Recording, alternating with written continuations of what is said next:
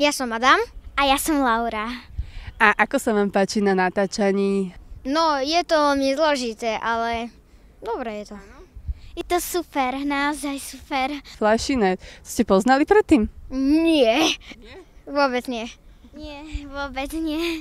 A vy s ním vlastne vyčarujete také Vianoce. To sa vám páči, také kúzelné Vianoce? No, Áno, mne strašne. Určite. Tak by chcel mať každý. Čo máte úplne najviac najradšej na Vianociach? Na čo sa tešíte? Na darčeky. A máte už aj nejaké darčeky, ktoré by ste chceli dostať? No, mám svoju predstavu. Ja mám rád, zbieram Lego, tak práve by som nejaké Lego dostať.